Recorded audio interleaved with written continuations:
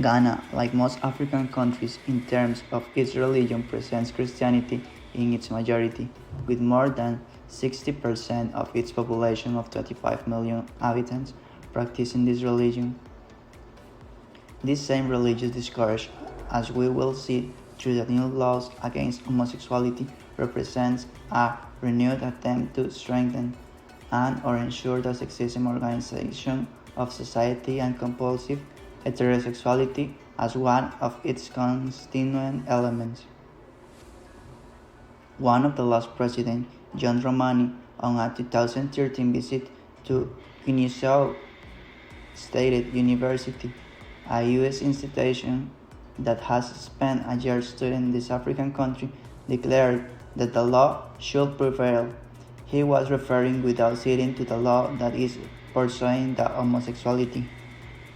There is a cultural division inside the same country of Ghana called tribalism.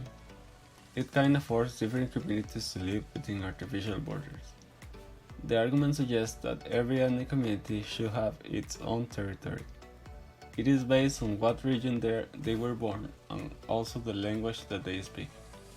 There is discrimination for what tribe you're from and also the language you speak.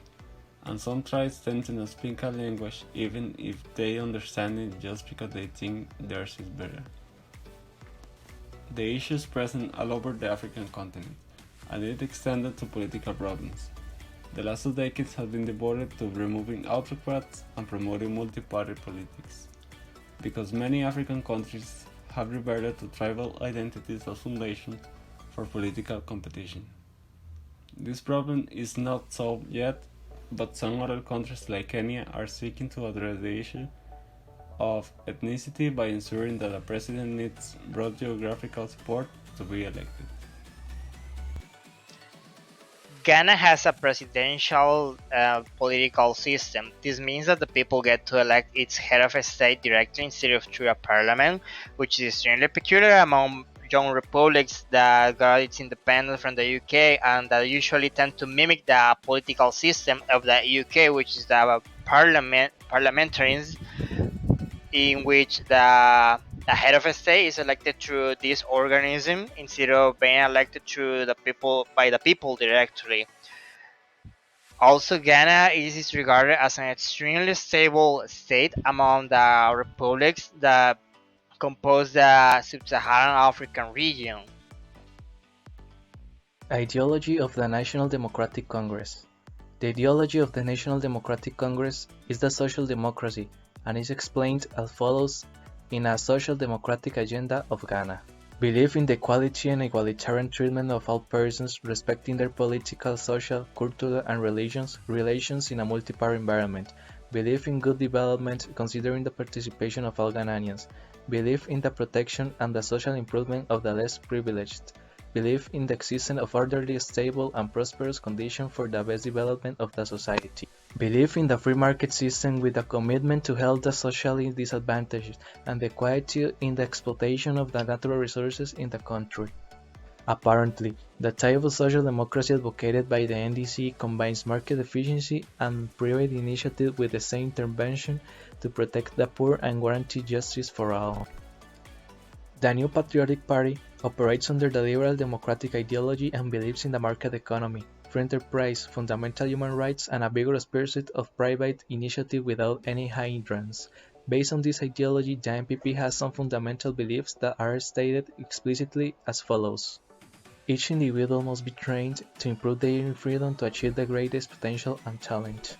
The provision of quality education, training, and economic expansion that create jobs, as well as the provision of healthcare service and medical care to all the citizens of Ghana form the basis for the development of the individual and the nation. A market economy is the surest guarantee of economic progress and prosperity. Government must create the environment for businesses to prosper and for efforts and initiative to be rewarded. What a person legitimately does should never be arbitrarily removed. The rights and needs of the individual are paramount and enshrined in the United Nations Declaration of Human Rights and in the Constitution of the Fourth Republic of Ghana. Individuals and societies form a state. States do not make individuals. Therefore, the party believes in freedom of expression and association, freedom of oppression, fear, and arbitrary arrests. Justice is for everyone or no one. Every Ghanaian has the right to the protection of the law, the sovereignty of the people, and, therefore, of the state must be anchored within the rule of law and the independent judiciary. System of governance. The powers of the government of Ghana are: first, the president; second, the parliament; third, the cabinet; then, the council of state; and finally, an independent judiciary. Of all the West African states, it is the one with the most political stability and being a multi-party state. The elections are every 4 years and can be renewable only once. Ghana became independent from the British in 1957. The President. To be elected President, the person will need: be over 40 years old, being born in the country, pass a 2-round system, be sworn in by the Chief of Justice, and to know that the Parliament has the power to remove the President from his position if fails to comply with the established work and duty. As a democratic state, the Constitution of Ghana declares it as a unitary state, which means the sovereignty resides in Ghanaian people and establishes the concept of power sharing. Also is divided in 3 main powers: the executive power, that is led by the president, who runs the armed forces, it is head of the state; then the judicial power, that with advice of the judicial council, it is appointed by the president; the legislative power, it is represented by a parliament, who are in charge of the legislature and are selected by plurality vote. Another mention is the socioeconomic challenge. In Ghana, the index of economic freedom is 57.5% in the scale from 0 to 100. This raised the autonomy in economy from government intervention, and so the powers of the government must ensure the economy through sustainable politics. This because the risk of corporate default is probable when political and economic uncertainties affect. Since 1992, the country has maintained a stable, open, democratic, and responsible democratic system of government. The main health problems in Ghana are quite difficult. The main emphasis of government health policies is to improve public health, and many improvements have been made in this regard since independence, which thanks to technology and advances if they have been successful. The housing problems occurs especially in large cities, where the problem is both quantitative and qualitative. To address the country's housing needs, the government has focused on areas such as providing low-cost housing, developing adequate building materials, and creating a national building code that meets people's needs.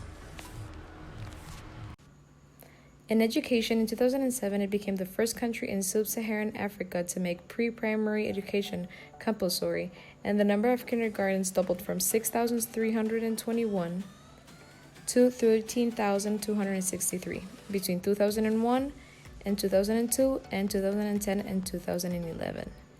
In health, now it provides the free and universal health coverage under the National Health Insurance Scheme, and between 1998 in 2008, child immunization rates soared from 19% to 70%. In politics, 3 out of 4 Ghanaians are satisfied with the quality of their country's democracy and what it can deliver, an approval rating that would be the envy of many other countries.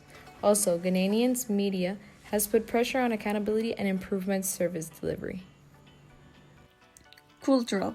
Ghanaian society is without sharp class distinctions, insofar as traditional authority is based on a system of hereditary chieftaincy.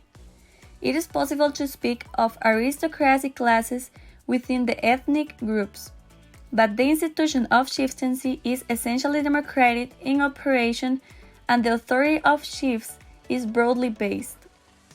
Housing. In the rural areas, the problem is mainly one of housing quality. There is distinct overcrowding in the urban areas. To address the housing needs of the country, the government has focused on such areas as providing low-cost housing, developing suitable building materials, and creating a national building code.